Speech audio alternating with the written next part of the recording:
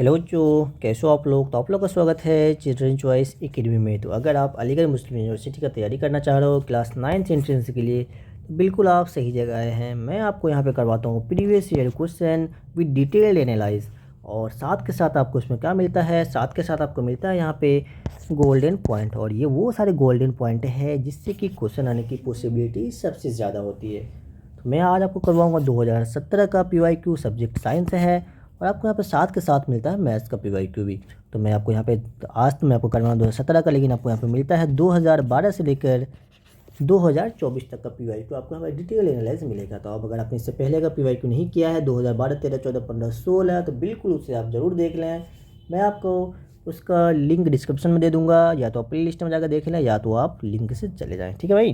तो बिल्कुल आपको 2012 से स्टार्ट करना है, और 2024 तक आप अगर PY को अच्छे से देख लेते हो और साथ के साथ चैंपियन गाइड कर लेते हो, मास्टरिंग NCERT कर लेते हो, तो मेरी गारंटी है कि आपको 25 में से 25 क्वेश्चन आपको मेरे नोट से बाहर देखने को, आपको एक भी क्वेश्चन बोल रहा हूँ, एक भी क्वेश्चन आपको देखने को बाहर नहीं मिलेगा। आते हैं नेक्स्ट। देखो पहला क्वेश्चन है 2017 का, जो पहला जो क्वेश्चन था, पहला क्या है, name the metal which are found, है ना, मेटल का नाम बताना जो कि लिक्विड होता है एट रूम टेम्परेचर। बताओ कौन सा, ऑलरेडी मैंने बता रखा है कौन सा होता है, वो मरकरी होता है जो कि लिक्विड होता है एट रूम टेम्परेचर। तो बहुत ही आसान सा क्वेश्चन था ये।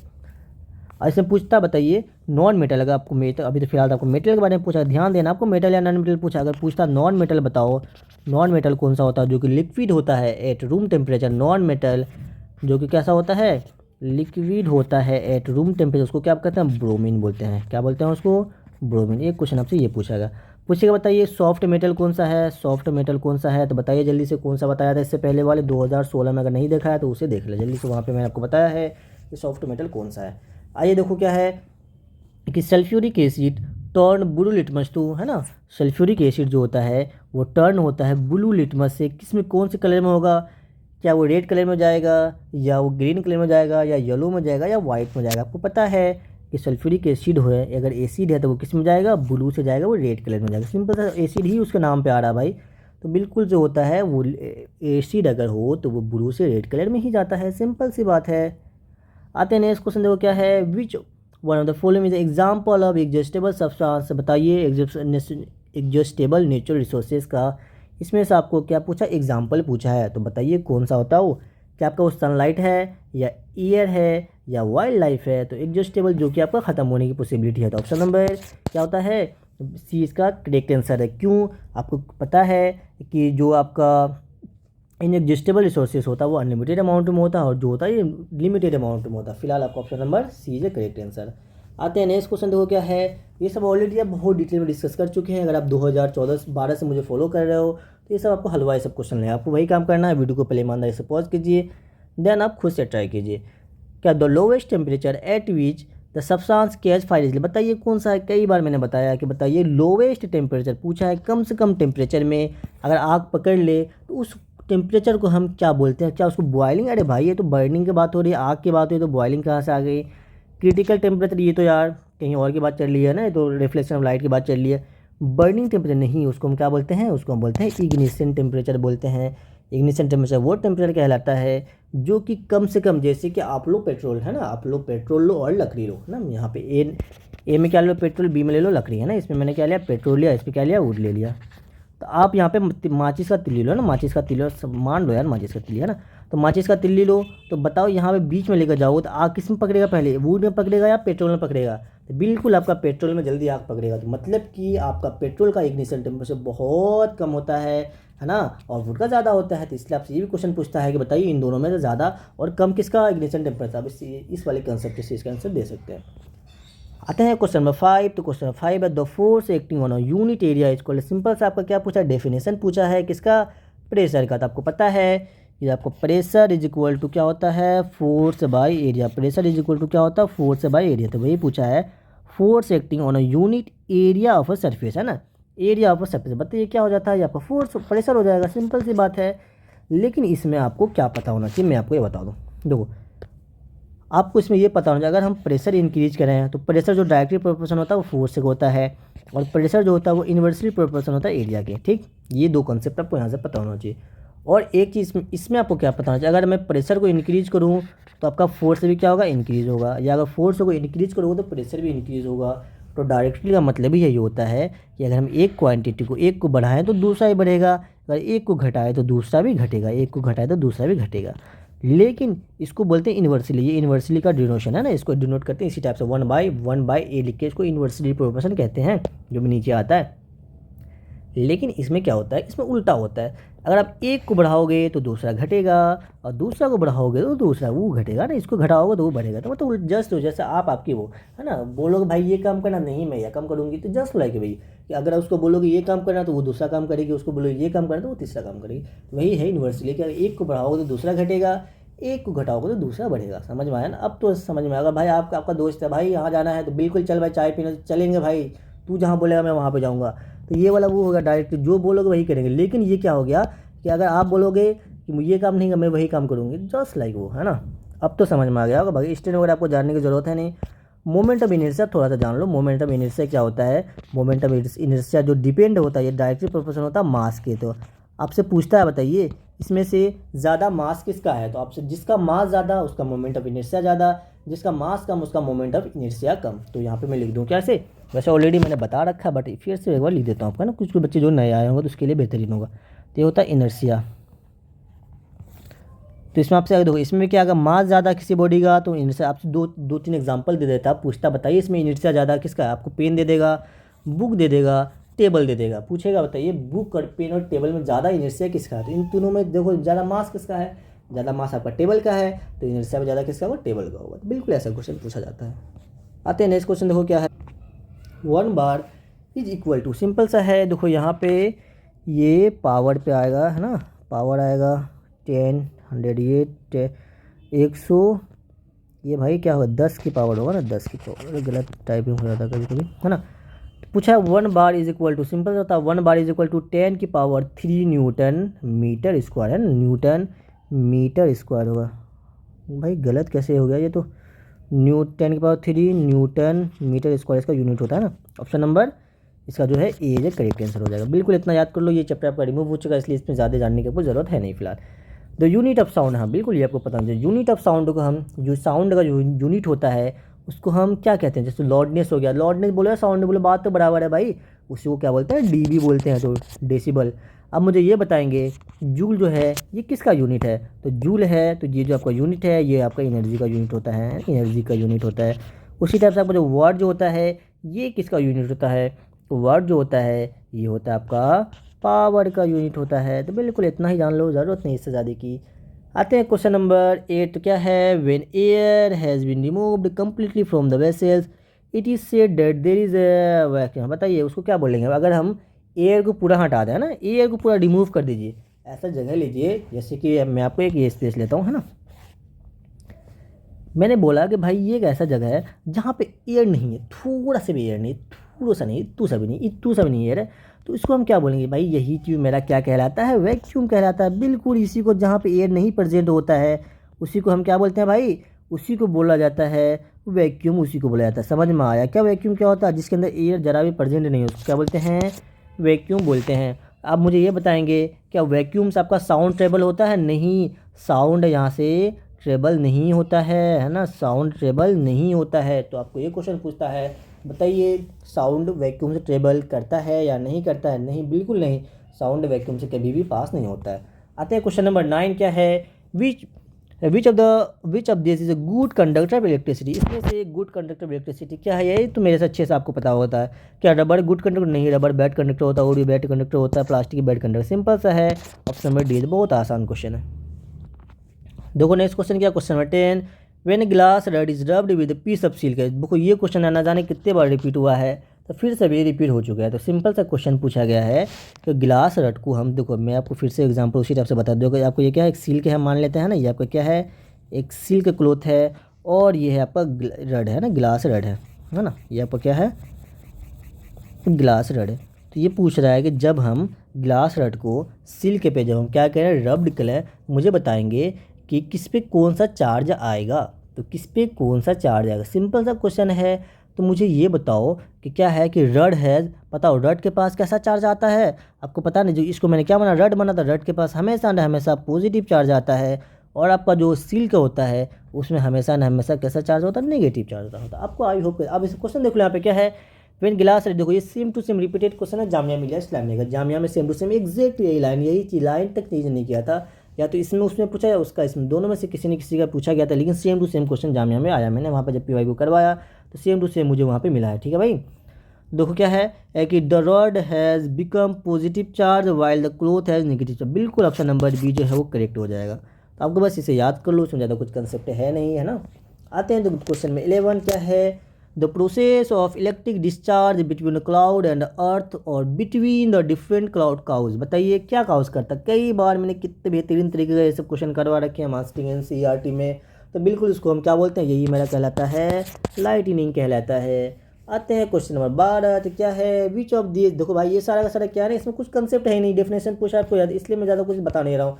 जहाँ पे कंसेप्ट होता आपने 2016 का देखा हो, कितना बेहतरीन सब कंसेप्ट वहाँ पे था, 2015 का भी था, और उससे पहले में एक में नहीं थे। जिसमें कंसेप्ट होते हैं मैं बिल्कुल एक्सप्लेन करता हूँ, तो जिसमें नहीं होती ज़रूरत ही नहीं है, तो क्या ज़रूरत है उसको एक्सप्लेन करने की, क्यों आपका टाइम वेस्ट करो, है ना। बिल्कुल आपका टाइम बहुत इंपॉर्टेंट है मेरे भाई, आप मेरे लिए, है ना। तो आप अपने टाइम का अच्छे से इस्तेमाल कीजिए, अच्छे से पढ़ाई लिखाई कीजिए, और आप सिलेक्शन लीजिए यार, है ना। आप सिलेक्शन लेना अल्टीमेट सोर्स होता है, सिलेक्शन लेना चाहे जैसे भी हो, तो सिलेक्शन सेलेक्ट हो जाओ, वही सबसे बड़ी बात है। क्या है नेक्स्ट क्वेश्चन, देखो which of this is not a Indian seller, इसमें से कौन सा, ये सब चैप्टर आपका रिमूव हो जाएगा, इसलिए इसमें ज़्यादा दिमाग नहीं लगाना। जो क्वेश्चन मैं करवा रहा हूँ बस इसे याद कर लो सेम टू सेम। अगर जो चैप्टर आपका एनसीईआरटी से रिमूव हो चुका है, अब मैं लिख के कहता हूँ कि अगर अगर क्वेश्चन जो रिमूव हो जाएगा उससे अगर आना हुआ, सेम टू सेम आपका पीवाईक्यू रिपीट होगा, एग्जैक्ट कॉपी, कुछ भी चेंज नहीं आएगा, और उससे बाहर भी आपको नहीं आएगा। ठीक है, इसलिए मैं जो आपको एनसीईआरटी जो आपको क्वेश्चन करवा रहा हूँ बिल्कुल उसे ही करो, इससे ज़्यादा की आपको ज़रूरत नहीं है। तो इसमें पूछा है इसमें से इंडिया का सैटेलाइट कौन सा नहीं है, बताओ। नासा जो है वो इंडिया का सैटेलाइट बिल्कुल नहीं है। बताइए तो ये कहाँ का है, ये यूनाइटेड स्टेट का है। बिल्कुल ये ध्यान रखो, ये यूनाइटेड स्टेट का है, यूनाइटेड स्टेट का है। बाकी क्या है, इनसेट, कल्पना, ये सब के सब कैसे हैं, इंडियन सैटेलाइट है, ये सब के सब कैसे हैं, ये इंडियन सैटेलाइट है। क्वेश्चन नंबर 13 देखो क्या है, लाइटनिंग अकर ड्यू टू, बताइए लाइटनिंग कब होता है, क्या होता है, क्या वो जब बारिश होती है तब होता है, जब हवा चलता है तब होता है, या अर्थक्वेक आता है तब होता है, या जब इलेक्ट्रिक डिस्चार्ज होता है। बिल्कुल यार लाइटनिंग कब होता है, ये देखो यार, अगर आपने मास्टरिंग एनसीईआरटी कर लिया और ये क्वेश्चन आपको इतना हलवा लगा, मेरे से पहले क्वेश्चन आते आप आपने आंसर दे दिया होगा। बिल्कुल आप मास्टरिंग एनसीईआरटी जरूर कीजिए, बहुत बेहतरीन सीरीज आपके लिए डिज़ाइन किया गया, हर क्वेश्चन हर चैप्टर का वहाँ पे 50 से 60 क्वेश्चन करवाया हूँ। तो देखो लाइटनिंग क्या होता है, डिस्चार्ज ऑफ इलेक्ट्रिक चार्ज। आते हैं नेक्स्ट क्वेश्चन, देखो क्या है, the major tsunami occur in India ocean 26 December 2004। The main cause of this tsunami हुआ, सिंपल सा पूछा बताइए सुनामी का मेन काउज क्या होता है। बिल्कुल यार अर्थक्वेक होता है इसका, सुनामी का क्या होता है भाई, साइक्लोन, लाइटनिंग क्यों होगा, थंडरस्टॉर्म, सब क्यों होगा भाई। सिंपल सा जो लाइटनिंग का सुनामी का जो मेन काउज होता है वो सिंपल सा अर्थक्वेक होता है। जब अर्थक्वेक जब आएगा तो आपका क्या होगा, तो आपका क्या होगा, सुनामी आएगा। तो लाइटनिंग में क्या होता है जल्दी बोलो, और साइक्लोन में क्या होता है जल्दी बोलो, बोलो। लाइटनिंग में क्या बताया, देखो यार लाइटनिंग में बताया ना, इलेक्ट्रिक चार्ज का डिस्चार्ज होता है। बिल्कुल इलेक्ट्रिक चार्ज क्या होता है, यहाँ पे डिस्चार्ज होता है, जो क्लाउड वगैरह होता है उससे आपका लाइटनिंग वगैरह वहाँ पे रिलीज होता है, जब आपका क्या होता है, जब चार्ज डिस्चार्ज होने लगता है।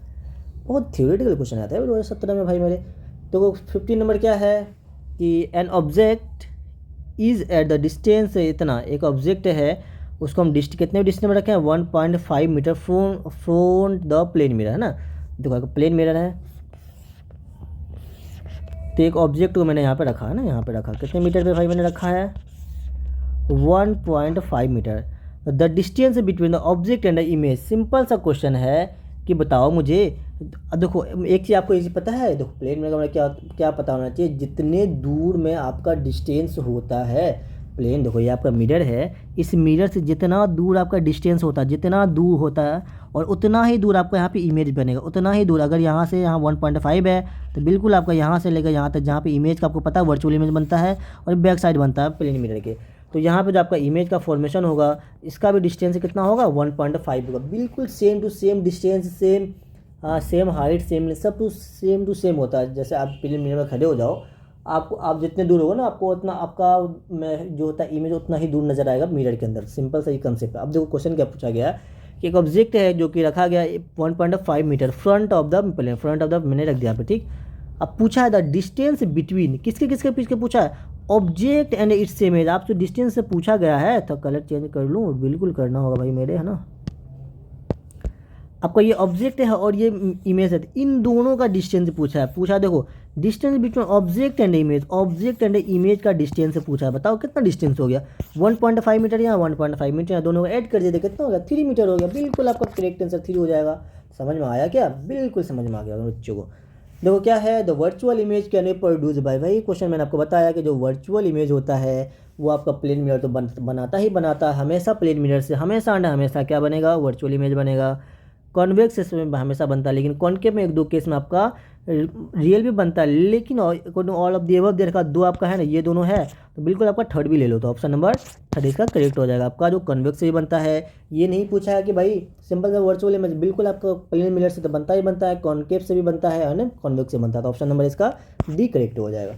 आते हैं नेक्स्ट क्वेश्चन, देखो क्या है, inertia of the body has direct dependence. देखो मैंने अभी स्टार्टिंग में शायद बताया, देखो इसी में बताया कि मैंने इससे पहले वाले बताया। देखो देखो देखो देखो जरा देखो बच्चे, देखो देखो देखो दिखाता हूँ तुझे, है ना। देखो क्या बताया, इनर्शिया डायरेक्ट, क्वेश्चन पूछ लिया भाई मेरे, है ना। इससे पहले क्वेश्चन आया था, बताओ मास किस में जाता है, तो इसलिए मैं जो लिखता हूँ, मैंने खुद सच बताओ तो मैंने नहीं देखा था कि ये क्वेश्चन भी आपके इसमें आए हुए हैं। तो देखो मैं इसलिए जो मैं लिखता हूँ वो क्वेश्चन आपके सेम टू सेम आ जाते हैं। पूछा कि इनर्शिया जो होता है वो किस पे डिपेंड है, तो किस पे डिपेंड है भाई, मास पे। भी तो मैंने बताया कि जो इनर्शिया होता है, इनर्शिया वो किसके डायरेक्टली प्रोपोर्शन होता है, वो डायरेक्टली प्रोपोर्शन होता है मास के। अगर आपका मास बढ़ेगा तो इनर्शिया बढ़ेगा, अगर आपका मास घटेगा तो इनर्शिया भी घटेगा। तो ये चीज़ आपको कंसेप्ट पता होना चाहिए। आते हैं नेक्स्ट क्वेश्चन, देखो क्या बहुत ही आसान सब क्वेश्चन आता है, लेकिन लॉजिकल था ना, लॉजिकल क्या थ्योरेटिकल था। आपको जब इस साल बच्चे के पसीने भी छूटे होंगे, और जिसने एनसीईआरटी नहीं पढ़ा होगा तो उसका तो पसीना तो क्या भाई, पसीना के साथ बहुत कुछ छूटेंगे ना। तो बहुत ही अच्छा क्वेश्चन था यार, है ना। मैं भी खुश हो रहा है, इतने अच्छे लेवल के क्वेश्चन आते हैं ये में। क्या देखो क्या है, a meteors bomb of on earth, क्या है, entering earth atmosphere due to, simple सा है, इसको कुछ ज़्यादा दिमाग नहीं लगाना है। इसको क्या होता है, एक्सेसिव फ्रिक्शन हो जाएगा। इसमें आप ये सब क्वेश्चन आपका क्या हो चुका है, रिमूव वगैरह हो चुका है, इसलिए बिल्कुल आप एनसीईआरटी का जो मैं लिख रहा हूँ बस इसे याद कर लो। तो द मोस्ट डक्टाइल मेटल, ये भी आपका रिमूव हो चुका है, लेकिन आपको पता होना चाहिए जो मोस्ट डक्टाइल मेटल होता है उसको हम क्या बोलते हैं, मैंने ऑलरेडी बता रखा। जो आपका गोल्ड होता है ये मोस्ट डक्टाइल मेटल होता है। सबसे पहले गोल्ड होता है, देन सिल्वर। देखो आपका सीक्वेंस याद कर लीजिए, मोस्ट डक्टाइल, डक्टिलिटी होता है क्या है, सबसे पहले यही जान लेते हैं ना। तो डक्टिलिटी क्या होता है, तो डक्टिलिटी होता है, इसमें देखो ये सबसे पहले मेटल का प्रॉपर्टी, किसका प्रॉपर्टी है बच्चे मेरे, ये मेटल का प्रॉपर्टी है। इसमें हम क्या करते हैं, मेटल को हम क्या करते हैं, पीटते हैं, स्ट्रेच करते हैं, पीट पाट करते हैं, ठीक है। जब इसको हम बहुत ज़्यादा स्ट्रेच कर दें या पीट करके हम क्या बनाएं, इसको जब वायर बना दें, ये हमारा क्या कहलाता है, डक्टिलिटी। सिंपल सा ये मेटल प्रॉपर्टी, जब मेटल को हम स्ट्रेच करके या उसको पीट पाट के स्ट्रेच करके उसको क्या बहुत लंबा वायर बना दें, तो वो हम मेरा कौन सा प्रॉपर्टी कहलाता है, वायर। देखो डिफिनेशन याद करने से क्या मिलेगा यार, है ना, कंसेप्ट पता होना चाहिए आपको, इसलिए मैं कंसेप्ट बताता हूँ। तो डक्टाइल वो होता है जब हम आप मेटल को स्ट्रेच करके क्या करो, वायर बना दो, ऊपर डक्टिलिटी कहलाता है। इसका आप सीक्वेंस याद कर लीजिए। सबसे ज़्यादा होता है गोल्ड का, सबसे ज़्यादा किसका होता है, गोल्ड का। उसके बाद होता है आपका सिल्वर डक्टाइल होता है सबसे, उसके बाद और देन होता है आपका कॉपर, है ना, देन कॉपर। ये 3 याद कर लो, इससे 3 से बाहर आपको क्वेश्चन नहीं देखने को मिलेगा।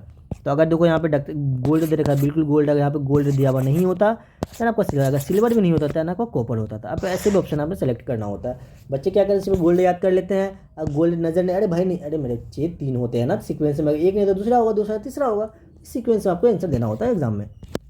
आते हैं क्वेश्चन नंबर 20, देखो क्या है, खाली जगह device use to protect building from the effect of lighting. बताओ इसमें हम कौन सा डिवाइस को हम लगाते हैं अपने बिल्डिंग वगैरह पे, जो कि किससे प्रोटेक्ट करता हो, हमारे बिल्डिंग को प्रोटेक्ट करता हो, किससे, लाइटनिंग से। बिल्कुल यार, लाइटनिंग कंडक्टर ही लगाते हैं ना, ऑप्शन नंबर 1 करेक्ट यार। इसमें तो कुछ मेरे बताने का है ही नहीं, ये तो मेरे से अच्छे से आप लोग जानते हो, एनसीईआरटी ऑलरेडी आपने पढ़ रखा होगा, मास्टरिंग एनसीईआरटी कर रखा है, तो बिल्कुल आपको आता होगा। देखो क्या है, विच ऑफ द फॉलोइंग नोट है सिंथेटिक फाइबर, इसमें से पूछा है कौन सा सिंथेटिक फाइबर नहीं है। बिल्कुल कॉटन जो है आपका सिंथेटिक फाइबर नहीं है, बाकी ये तीनों के तीनों कैसे होते हैं, सिंथेटिक फाइबर होते हैं। भाई मैंने रेयान के बारे में ऑलरेडी बहुत डिटेल बता रखा है 2012 के साइड पीवाई को, आप इसके बारे में जरूर देख लेना एक बार। क्योंकि ये सारे के सारे चैप्टर रिमूव कोचिंग और बार बार बताना है ना वेस्टेज ऑफ टाइम है। तो आप बिल्कुल एक बार 2012 देखो यार, आपको करना कुछ नहीं है, थोड़ा आज जल्दी PYQ मतलब कंप्लीट हो जाए, बिकॉज बहुत आसान से क्वेश्चन है, ज़्यादा कुछ कंसेप्ट वगैरह बताने को है नहीं। देखो 2012 से लेकर 2024 तक का PYQ कर लो किसका, मैथ्स एंड साइंस। और मैथ्स एंड साइंस किसका करना है, देखो जामिया एंड एएमयू दोनों का करना है ना, मैथ्स एंड साइंस से करना है। किसका किसका 2012 का किसका करना है, जामिया का भी करना है और आपको एएमयू का भी करना है, दोनों का। और मेरी गारंटी है, मैं आपको यहाँ पे लिख के दे रहा हूँ, स्लाइड नंबर देख लेना, 21 क्वेश्चन नंबर है, टाइमिंग देख लो, सब चीज़ देख लो।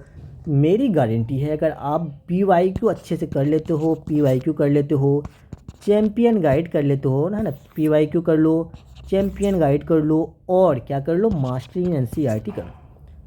अगर इतना करते हो, आपको पता है इस बार 50 क्वेश्चन आएंगे साइंस और मैथ्स मिला के, तो मेरी गारंटी है, मैं लिख के दे रहा हूँ कि 50 में से मिनिमम है ना, मिनिमम बोल रहा हूँ, मैक्सिमम गारंटी नहीं बता रहा हूँ, मिनिमम आपको 45 क्वेश्चन मेरे नोट से आपको हर हाल में मिल जाएगा। अगर इतना कर ले तो क्या क्या क्या करना है आपको, सबसे पहले फर्स्ट करना है आपको चैम्पियन गाइड, सबसे पहला करना है चैम्पियन गाइड, ये काम पहले करना है। सेकंड कीजिए मास्टरी NCERT कीजिए, थर्ड कीजिए आप क्या कीजिए, PYQ कर लिए। और मैं आपके लिए सिलेक्शन एक्सप्रेस लेकर आऊँगा, बिल्कुल लेकर आऊँगा आपके लिए भी। आपने देखा मैं जब जामिया का मैंने सिलेक्शन एक्सप्रेस करवाया तो उससे सारे के सारे क्वेश्चन आए थे, इवन कि 25 में से 21 या 22 क्वेश्चन तो सिलेक्शन एक्सप्रेस के थे भाई। जबकि कितने घंटे के लेक्चर थे, 1 घंटे के लेक्चर थे, बस 1 से 2 घंटे के लेक्चर थे। सारे क्वेश्चन भाई 2 घंटे में आपको मैं पूरा समराइज वे में दे रहा हूँ। क्या चाहिए भाई यार, है ना, क्या चाहिए, बस आप पढ़ो यार ईमानदारी से, बस पढ़ना है और कुछ नहीं करना। तो वही मैं बता रहा हूँ कि अगर आप PYQ कर लो अच्छे से, मैं जो कर रहा हूँ चैम्पियन गाइड कर लो, मास्टरिंग NCERT कर लो, PYQ कर लो और सिलेक्शन एक्सप्रेस कर लेना लास्ट में, तो 50 में से चलो ये क्वेश्चन 46 क्वेश्चन मेरे नोट से आ जाएंगे, मैं गारंटी की देता हूँ इस चीज़ की, ठीक है, मैथ्स और साइंस से, जिससे आपको बहुत ज़्यादा डर लगता है।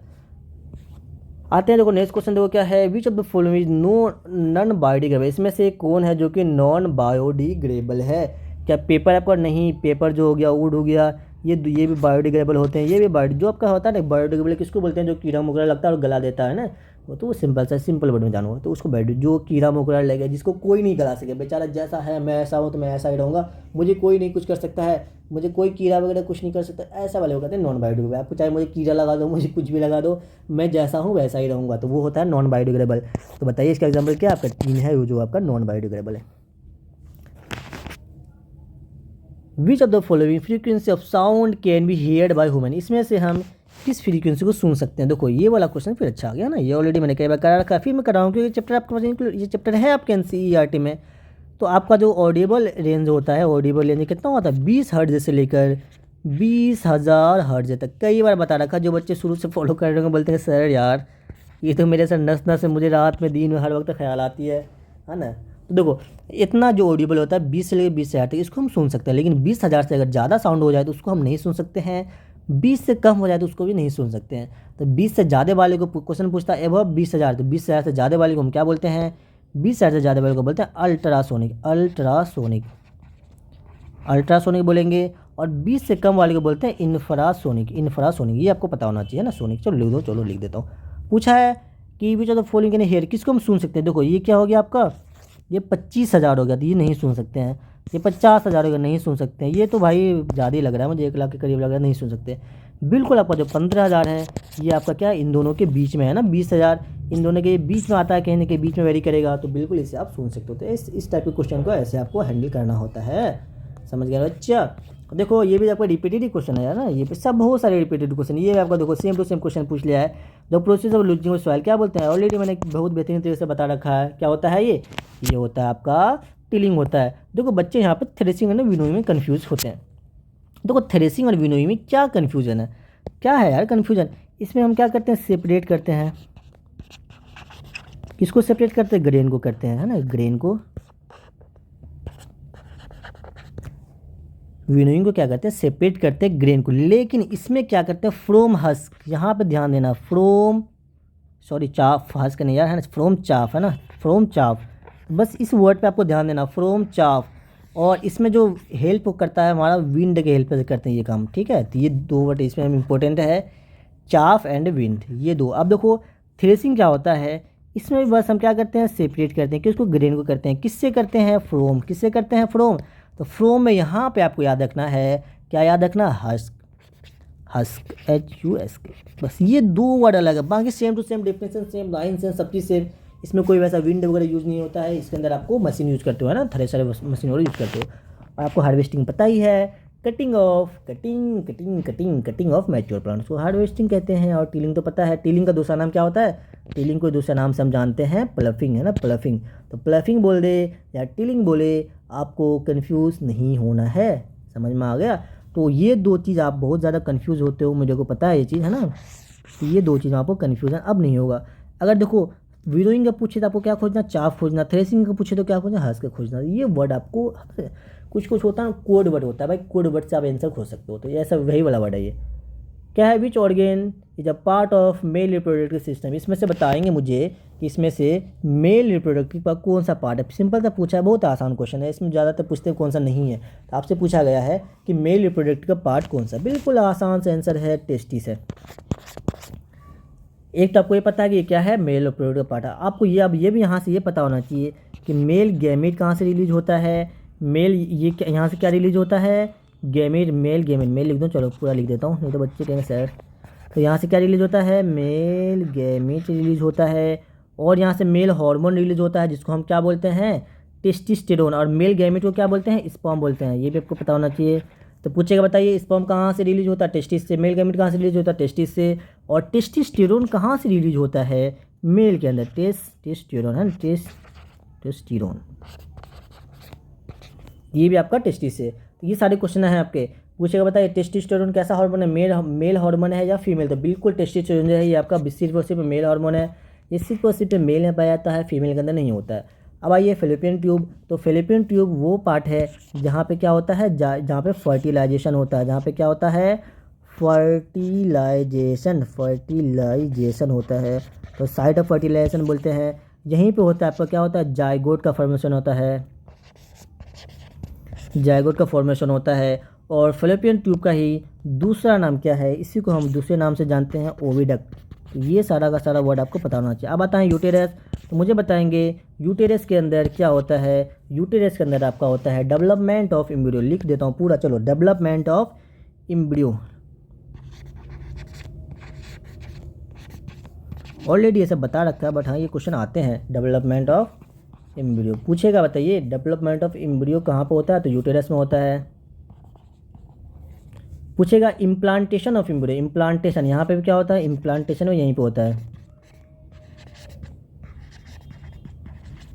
तो ये दोनों क्वेश्चन इससे बनते हैं। आप आता है ओवरीज। तो ओवरीज आपको पता है ये सिर्फ और सिर्फ किस में प्रेजेंट होता है? ये आपका फीमेल रिप्रोडक्टिव पार्ट है। और इसके अंदर बनता है, जैसे यहाँ पे टेस्टिस से मेल गैमेट बनता है ना, उसी तरह से ओवरी से बनता है फीमेल गैमेट। तो फीमेल गैमेट पूछेगा कहाँ से बनेगा भाई, मेरे बोलना है आपको कहाँ से? ओवरी से। और फीमेल गैमेट को हम क्या बोलते हैं? एग बोलते हैं, या उसको ओवा बोलते हैं। और इससे जो रिलीज़ होता है, इससे कौन सा हार्मोन रिलीज होता है? एस्ट्रोजन, है ना, प्रोजेस्ट्रोजन। एस्ट्रोजन यहीं से रिलीज होता है। और प्रोजेस्ट्रोजन लिख लेना, प्रोजेस्ट्रोजन लिख लेना पूरा अच्छे से। तो आपको ये देखो यहाँ से क्या क्वेश्चन बनता है। एक तब पूछा है टेस्टिस से, सबसे पहले पूछा है कौन सा मेल पार्ट है, कौन सा फीमेल। तो वो पता है ये चीज़ है, तो आसान होता है। पूछेगा स्पर्म कहाँ से रिलीज होता है? टेस्टिस से। मेल गैमेट कहाँ से रिलीज होता है? टेस्टिस से। टेस्टोस्टेरोन कहाँ से रिलीज होता है? टेस्टिस से। तो टेस्टोस्टेरोन कौन हार्मोन है? मेल हार्मोन है, फीमेल हार्मोन है? तो ये सिर्फ मेल हार्मोन है, ठीक। पूछेगा फर्टिलाइजेशन कहाँ पर होता है? फेलोपियन ट्यूब या ओविडक्ट। और फेलोपियन ट्यूब का दूसरा नाम ओविडक्ट। पूछेगा जाइगोट का फॉर्मेशन कहाँ पे होता है? Fallopian tube. पूछेगा डेवलपमेंट ऑफ एम्ब्रियो कहाँ पे होता है? यूटेरस। पूछेगा इम्प्लांटेशन कहाँ पे होता है? यूटेरस, ठीक। पूछेगा फीमेल गैमेट कहाँ से रिलीज होता है? ओवरी से। एग का फॉर्मेशन कहाँ से होता है? ओवरी से। जो फीमेल हार्मोन होता है वो कहाँ से रिलीज होता है? ओवरी से।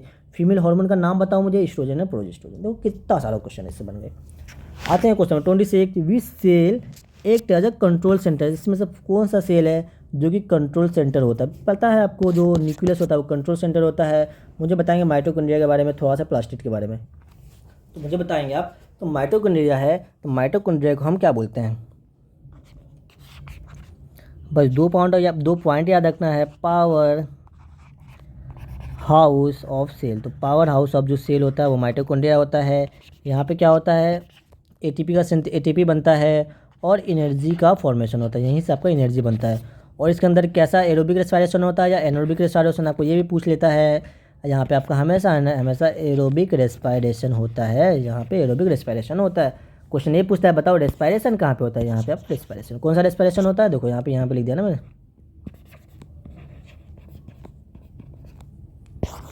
अब बताओ प्लास्टिक क्या होता है, प्लास्टिक के अंदर होता है आपका फोटोसिंथेसिस। पूछेगा फोटोसिंथेसिस कहाँ पे होता है प्लास्टिक के अंदर, प्लास्टिक सिर्फ प्लांट के अंदर प्रेजेंट हो। वैक्यूल क्या होता है, यहाँ पे स्टोरेज ऑफ फूड होता है। वैक्यूल के अंदर क्या होता है जल्दी बोलेंगे, storage of food, storage of food, तो यहाँ पे स्टोरेज ऑफ फूड होता है। आते हैं 27, देखो क्या है, the species of plant and animal found in particular area. हाँ देखो जो पार्टिकुलर एरिया में जो प्रेजेंट है, ऐसा नहीं कि मर गया है या मरने वाला है, जो प्रेजेंट है पार्टिकुलर एरिया में अगर प्रेजेंट है उसको हम बोलते हैं इंडेमिक स्पीसीज बोलते हैं। उसको क्या बोलते हैं, इंडेमिक स्पीसीज बोलते हैं। और एक्सटेंट स्पीसीज किसको बोलते हैं, जो कि निपट गया, चला गया, चला चल भाई, बाय बाय बाय बाय टाटा, है ना, जो अब तक यहाँ दुनिया से जा चुके हैं, जो प्रेजेंट है ही नहीं, जो बेचारा कब का चलेगा। जैसे अब मैं आपको बोलता हूँ, इसमें 2 एग्जाम्पल याद कर लिया करो हमेशा, डी डी बी भी नहीं, डी डी ऑलरेडी मैंने 2016 में ही बताया है, तो क्या है डी डी याद कर लो, क्या है डोडो एंड डायनासोर, है ना, ये आपको पता है। थ्रेटेंड क्या होता है, जो कि मरने के कगार पे है। बस आपको इंडेमिक का क्या पता होना चाहिए, जो प्रेजेंट हैं आप, लेकिन किसी पार्टिकुलर हर जगह आपको नहीं अवेलेबल हो जाएगा भाई, कहीं पे देख लो, जैसे डॉग देख लो, हर जगह होता है, तो ये आपका पार्टिकुलर मतलब ये आपका इंडेमिक स्पीसीज में नहीं आएगा, है ना, ये आपका इंडेमिक स्पीसीज में बिल्कुल नहीं आएगा। जो आपका कहीं कहीं पे रेयर किस में प्रेजेंट होता है और वो बहुत अच्छे लेवल पर होता है किसी, है ना, किसी एक ही एरिया पे, किसी एक ही जगह, तो वो आपका कहलाता है इंडेमिक स्पीसीज। क्वेश्चन नंबर 28 देखो, the bacteria help in nitro, अबे भाई कितने बार पूछूंगा, कितने बार पूछो ये क्वेश्चन, मेरे से मेरे बच्चे को देते हैं, अब तो रट गए हैं। तो नाइट्रोजन फिक्सिंग बैक्टीरिया बताओ किसको बोलते हैं हम, राइजोबियम, बिल्कुल आपका राइजोबियम कहलाता है। अब बताइए लैक्टोबैसिलस का क्या काम होता है, लैक्टोबैसिलस का काम होता है मिल्क को कन्वर्ट कर देता है, किसमें भाई, मिल्क को कन्वर्ट करता है कर्ड में। पूछेगा भाई दूध से दही बनाने के लिए हम कौन सा बैक्टीरिया को यूज़ करते हैं, तो आपको क्या बोलेंगे आप, लैक्टोबैसिलस बोलेंगे, है ना। तो देखो इससे क्या क्या क्वेश्चन आपसे पूछता है, सबसे पहले पूछेगा भाई नाइट्रोजन फिक्सिंग बैक्टीरिया कौन सा था, आपको राइजोबियम है, किस टाइप के प्लांट में प्रेजेंट होता है, लिग्यूमिनस में प्रेजेंट होता है, और लिग्यूमिनस का कहाँ पे प्रेजेंट होता है, रूट में प्रेजेंट होता है, ठीक, इससे ज़्यादा क्वेश्चन नहीं पूछेगा।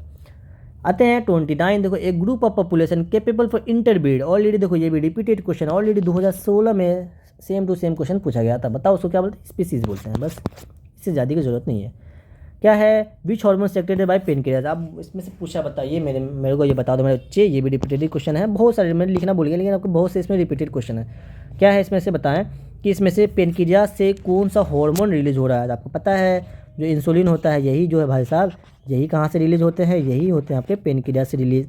थायरोक्सिन बताइए कहाँ से रिलीज होता है, जो आपका थायरोक्सिन होता है वो थायराइड ग्लैंड से रिलीज होता है। चलो ये भी लिख ही देता हूँ, क्या याद करोगे आप, ऑलरेडी बता चुका हूँ, बट फिर भी आप मेरा अच्छा याद दो ना। तो अगर आपको भाई सिलेक्शन मेन चाहिए तो आपको क्या करना है भाई, चैम्पियन गाइड करना है, और चैम्पियन गाइड करना बहुत ज़रूरी है। तो बताइए जो एड्रेनलिन है ये कहाँ से रिलीज होता है, ये आपका एड्रेनल ग्लैंड से रिलीज होता है, एड्रीनल ग्लैंड से रिलीज होता है। ग्रोथ हार्मोन कहाँ से रिलीज होता है, जो ग्रोथ हार्मोन है यही होता है आपका पिट्यूटरी, कहाँ से, पिट्यूटरी से रिलीज होता है, पिट्यूटरी ग्लैंड से। आपको देखो इसमें ये तो पता होता है बच्चों को, है ना, ये तो पता होता है, चलो लिख देता हूँ ग्लैंड पूरा। लेकिन आपको कभी पूछे कि बताओ कौन सा ऐसा हार्मोन है जो कि स्ट्रेस हार्मोन है, कैसा हार्मोन है, स्ट्रेस हार्मोन है, तो स्ट्रेस वर्ड कभी भी आप सुनेंगे तो आपको कहाँ जाना है, इन दोनों में से या तो एड्रेनल ग्लैंड दे रखेगा या एड्रेनलिन दे रखेगा। आपको पूछेगा मास्टर ग्लैंड कौन होता है, मास्टर जी, तो मास्टर ग्लैंड अब क्या होता है, मास्टर लिख दूँ MASTR, मास्टर सारे मैं नहीं भाई, यहाँ पे इसकी बात हुई, तो मास्टर ग्लैंड कौन सा कहलाता है, पिट्यूटरी ग्लैंड कहलाता है। आप पूछेगा कि मेटामॉर्फोसिस में क्या यूज़ होता है, मेटामॉर्फोसिस जो फ्लो के अंदर होता है उसके अंदर इसमें से कौन सा हार्मोन यूज़ होता है, बताइए, थायरोक्सिन। मेटा यहाँ पे याद करो, बेटा नहीं, मेटामॉर्फोसिस। तो और इसके अंदर एक आयोडीन होता है, आयोडीन जो पूछेगा बताइए कौन सा एलिमेंट यूज होता है मेटामॉर्फोसिस के लिए, अरे यहाँ पे नहीं, इसको यहाँ पे टिक लगाना ना। तो मेटामॉर्फोसिस के लिए कौन सा एलिमेंट या इनऑर्गेनिक एलिमेंट होता है, वो होता है आयोडीन। ये सारे क्वेश्चन आपसे यहाँ से पूछे जाते हैं आपको, ओके। आते हैं नेक्स्ट क्वेश्चन, देखो क्या है, the Ganga action plan launch, simple सा क्वेश्चन है, मैं क्या बताऊँ, 1990। आता है देखो नेक्स्ट क्वेश्चन क्या होता है, डिजीज़ का होता है बैक्टीरिया, पूछा है कि इसमें से बैक्टीरियल डिजीज़ कौन सा, तो ऑलरेडी आपको पता होना चाहिए, जो पोलियो है वो कैसा डिजीज़ है भाई, ये जो है आपका वायरल डिजीज़ है। ये क्वेश्चन इस बार जाम में पूछा गया था कि बताइए वायरल डिजीज़ कौन सा होता है, और ये जो से मतलब कि फैलता है, ये ब्लड ट्रांसफ्यूजन से फैलता है ना, ये आपको पता होना चाहिए इसके बारे में। तो ये कैसा डिजीज़, ये आपका है वायरल डिजीज़। और ये कैसे स्प्रेड होता है, बाय ब्लड ट्रांसफ्यूजन, है ना, ट्रांसफ्यूजन। मलेरिया बताओ कैसा डिजीज़ है, ये आपका प्रोटोजोन डिजीज़ है, प्रोटोजोन डिजीज़ है ना, कैसा डिजीज़ है ये, प्रोटोजोआ से होता है ना, प्रोटोजोआ। लिख दो, चलो लिख ही देता हूँ। बिल्कुल आपको जो टाइफाइड है ये आपका है बैक्टीरियल डिजीज़। और इन्फ्लुएंजा बताइए ये कैसा डिजीज़ है, ये भी जो है आपका ये भी वायरल डिजीज़ है ना, ये भी आपका वायरल डिजीज़ है। क्वेश्चन नंबर 33 देखो, which of the following is a prokaryote. Simple से बात है, अगर कभी भी आपसे प्रोकार्योट पूछे, दो चीज़ होती है, एक होते हैं प्रोकार्योट होते हैं, एक होते हैं आपके यूकार्योट होते हैं। देखो प्रोकार्योट में कभी भी प्रोकार्योट पूछे तो आपको क्या लगाना, हमेशा न हमेशा कहाँ पे जाना है, बैक्टीरिया के अंदर। हमेशा न हमेशा प्रोकार्योट का एग्जाम्पल होता है बैक्टीरिया। कभी भी पूछे तो इसमें से आप खोजोगे बैक्टीरिया इसमें से क्या है, तो आपको पता है प्लांट बैक्टीरिया नहीं है, ह्यूमन में बैक्टीरिया नहीं है, जो ब्लू ग्रीन है ये आपका क्या है, बैक्टीरिया। कभी पूछे कि प्रोकार्योट क्या, ऑलवेज एंड ऑलवेज आपको कहाँ जाना है, बैक्टीरिया में जाना है। और यूकार्योट कभी पूछे तो बैक्टीरिया के अलावा जितने भी होते हैं वो सबके सब यूकार्योट होते हैं। आते हैं नेक्स्ट क्वेश्चन देखो, the voice box in human being. Simple से पूछा है भाई, एक बार मेरे सर ने मेरे से पूछा, तो बच्चे मेरे ये बताओ मुझे, तो ये लैरिंग्स को क्या बोलते हैं, मैंने क्या बोला, साउंड बॉक्स। अरे भाई मेरे मजाक बनाता है क्या, आप तुम लोग बता देना, है बस बता रहा हूँ, ये राज की बात है। तो मुझे पूछा था मेरे सर ने, ये मुझे बताओ लैरिंग्स से क्या होता है, मैंने बोला सर साउंड बॉक्स होता है, लेकिन ये क्या होता है, वॉइस बॉक्स होता है। तो आपको याद रहेगा है ना, तो ये क्या होता है आपका, लैरिंग्स हो गया, आपका होता है वॉइस बॉक्स। अब मुझे ट्रेकिया बताइए क्या होता है, ट्रेकिया किसको बोलते हैं, जल्दी बोलेंगे भाई। और फेरिंग्स क्या होता है, जल्दी बोलेंगे। तो फेरिंग्स क्या होता है, जल्दी बोलो, फेरिंग्स है ना ट्रेकिया। तो ट्रेकिया जो होता है इसको हम बोलते हैं विंड पाइप बोलते हैं। सिंपल से याद करो, इसे एक ही वर्ड में सोचा है, क्या बताऊँ इसमें, ये होता है विंड पाइप। से पूछा बताया इसमें से विंड पाइप क्या, तो फेरिंग्स होता है, और सॉरी ट्रेकिया होता है। और फेरिंग्स से क्या होता है, कॉमन पैसेज होता है, कॉमन पैसेज किसका किसका होता है, फूड एंड एयर। तो ऑलरेडी ये सब बता रखे हैं आपको। और फूड एंड एयर, जो आपका फूड एंड एयर का जो कॉमन पैसेज होता है वो आपका क्या होता है, फेरिंग्स होता है। और ग्लोटिस क्या होता है, ग्लोटिस जो होता है ये भी पार्ट होता है किसका, लैरिंग्स का पार्ट होता है। इसके बारे में जानने की ज़रूरत नहीं है। नेक्स्ट क्वेश्चन देखो, एक्सटर्नल फर्टिलाइजेशन अकरिंग। कभी भी आपका एक्सटर्नल फर्टिलाइजेशन पूछे, आपको हमेशा हमेशा कैसा, पहले तो कोशिश कीजिए आप एक्वेटिक प्लांट, एक्वेटिक एनिमल के बारे में खोजने के। एक्वेटिक एनिमल है ना, एक्वेटिक एनिमल। तो बताओ इसमें से एक्वेटिक एनिमल क्या है, क्या डॉग है, नहीं। काव है, नहीं। ये सब तो भाई टेरेस्ट्रियल है। स्नेक है, नहीं। ये भी देखो रेयर किस्म होते हैं। लेकिन आपका स्टार फिश, ये आपका मेन एक्वेटिक एनिमल है ना, तो आपका जो स्टार फिश क्या है, एक्सटर्नल हो गया। तो आपका यहाँ पे क्वेश्चन होता है कंप्लीट। तो 35 में आपको कितने मार्क्स आए, मुझे ईमानदारी से आप कमेंट करके बताना, है ना मेरे बच्चे। तो अब आपको क्या करना है, अगर आपने चैंपियन गाइड नहीं किया तो सबसे पहला काम आपको चैंपियन गाइड करना। और उसके बाद आपको क्या करना है भाई, मैंने मास्टरिंग इन एनसीईआरटी कर लीजिए। उसके बाद आप जामिया एंड एएमयू का क्या कर लीजिए, पीवाईक्यू कर लीजिए। अगर इतना आप कर लेते हो ना, इतना कर लेते हो, तो मेरी गारंटी है कि साइंस के अंदर 25 में से आपको 25 क्वेश्चन भी मेरे नोट्स से देखने को आपको मिल सकता है। बिल्कुल मिलेगा, जो गोल्डन पॉइंट लिखता हूँ उससे आप ज़रूर नोट डाउन कर लेना। इससे बाहर आपको क्वेश्चन देखने को नहीं मिलेगा। तो 25 तो नहीं बोलूँगा ना, ज़्यादा हो जाएगा। मिनिमम आपको 23 क्वेश्चन तो हर हालत में आपको देखा है। अभी जामिया के अंदर 25 में से 24 क्वेश्चन मेरे नोट से आए थे, इसलिए मैं बोल रहा हूँ आपको 25 में से मिनिमम 23 क्वेश्चन तो आपको बिल्कुल बिल्कुल इन्हीं चीज़ों से मिल जाएगा। और ये आपको कंप्लीट करने में कितना टाइम लगेगा, क्या 1 साल 2 साल? अरे नहीं बच्चे, चैंपियन गाइड आपको करने में लगता है मुश्किल से 4 घंटा, मास्टरिंग एनसीईआरटी करने में लगता है मुश्किल से 10 घंटा, और जामिया का पीवाईक्यू करने में मुश्किल से लगेगा आपको 3 घंटा। और एएमयू के साथ करते जाओ, कितना हो गया देखो, 10 4 14 15 16 17 घंटा और साथ के साथ ये करो। क्या भाई देखो 17-18 घंटे, मुश्किल से 20 घंटे में आपको अगर 25-23 नंबर आ रहे हैं तो क्या चाहिए आपको, इससे ज़्यादा कुछ चाहिए? बिल्कुल नहीं चाहिए। तो इतना कम जरूर कीजिए ईमानदारी से। अगर आपके पास टाइम है तो आप एनसीईआरटी जरूर पढ़ लीजिए। वैसे मैं एनसीईआरटी का हर लाइन को इंक्लूड किस में कर दिया हूँ, चैंपियन गाइड में हर इंपॉर्टेंट लाइन को आपको वहाँ पर मिल जाएगा। तो आप मुझे कमेंट करके बताइए आपको वीडियो कैसा लगा, है ना। ईमानदारी से कमेंट करना है। आपको वीडियो अगर पसंद आ रहा तो बिल्कुल बताइए, थोड़ा सा उससे क्या होता है ना, मोटिवेशन मिलती है, हमें भी ज़रूरत होती है भाई।